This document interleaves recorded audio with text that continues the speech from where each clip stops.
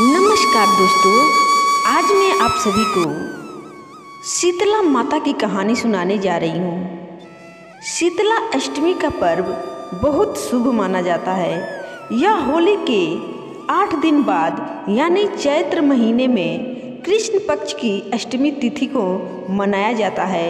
यह व्रत गर्मियों की शुरुआत का प्रतीक है। ऐसी मान्यता है कि इस दिन माता रानी की पूजा करने और इस कथा को सुनने से सभी मनोकामनाओं की पूर्ति होती है। इसके साथ ही रोग दोष से मुक्ति मिलती है। वहीं इस दिन को लेकर कुछ चमत्कारी उपाय बताए गए हैं जिन्हें करने से रोग दोष से छुटकारा मिलता है, और ये सभी उपाय आपको इस पौराणिक कथा में सुनने को मिलेगा। तो वीडियो बहुत ही ज्ञानवर्धक है, पूरे अंत तक जरूर सुनिएगा। इससे माता रानी की कृपा सदैव आपके ऊपर बना रहेगा और आपके सभी परिवार के लोग माता रानी की कृपा से निरोग रहेंगे। लेकिन कथा सुनने से पहले आइए सबसे पहले ये जानते हैं कि शीतला अष्टमी व्रत इस साल 2025 में कब है। हिंदू पंचांग के अनुसार दोस्तों, चैत्र माह के कृष्ण पक्ष की अष्टमी तिथि की शुरुआत 22 मार्च को सुबह 4:23 पर होगी। वही इस तिथि का समापन अगले दिन यानी 23 मार्च को सुबह 5:23 पर होगा। उदया तिथि को देखते हुए 22 मार्च को शीतला अष्टमी मनाई जाएगी। अब आइए दोस्तों, शीतला अष्टमी व्रत की कथा को ध्यानपूर्वक सुनते हैं और माता रानी की कृपा को प्राप्त करते हैं। एक बार एक राजा के इकलौते पुत्र को शीतला चेचक निकली। उसके राज्य में एक काछी पुत्र को भी शीतला निकली हुई थी।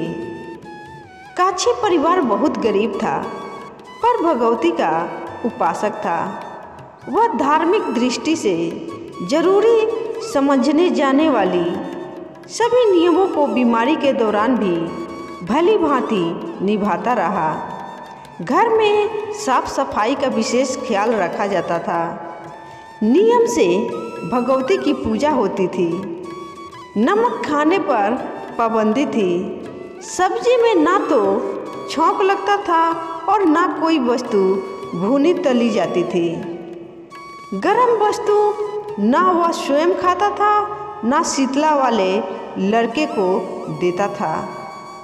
ऐसा करने से उसका पुत्र शीघ्र ही ठीक हो गया।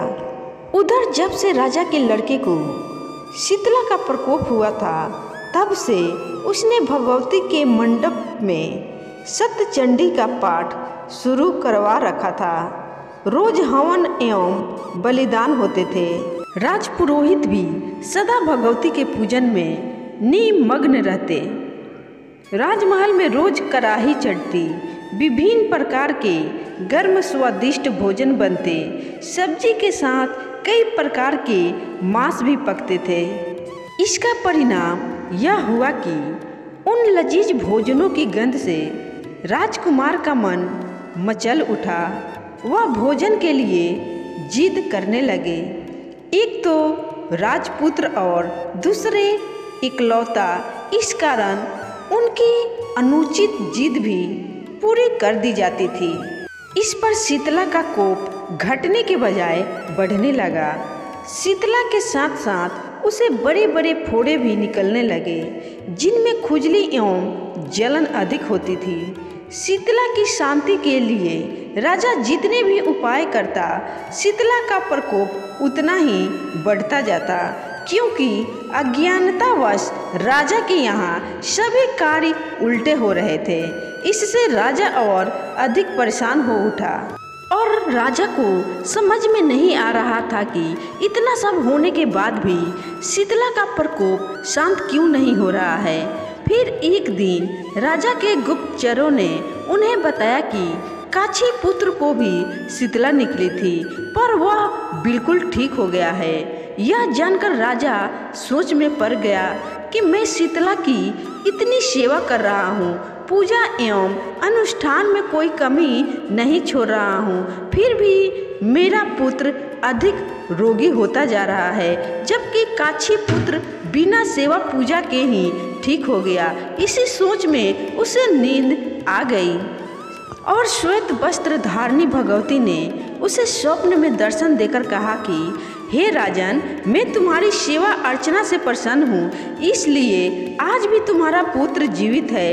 इसके ठीक ना होने का कारण यह है कि तुमने शीतला के समय पालन करने योग्य नियमों का उल्लंघन किया है। तुम्हें ऐसी हालत में नमक का प्रयोग बंद करना चाहिए। नमक से रोगी के फेफड़ों में खुजली होती है। घर की सब्जियों में छौंक नहीं लगाना चाहिए, क्योंकि इसकी गंध से रोगी का मन उन वस्तुओं को खाने के लिए ललचता है। रोगी का किसी के पास आना जाना मना है, क्योंकि यह रोग औरों को भी होने का भय रहता है।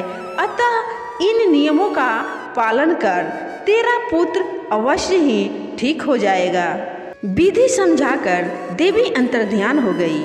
प्रातः से ही राजा ने देवी की आज्ञा अनुसार सभी कार्यों की व्यवस्था कर दी। इससे राजकुमार की सेहत पर अनुकूल प्रभाव पड़ा और वह शीघ्र ही ठीक हो गया। इसी दिन भगवान श्री कृष्ण और माता देवकी का विधिवत पूजन करके मध्यकाल में सात्विक पदार्थों का भोजन लगाना चाहिए।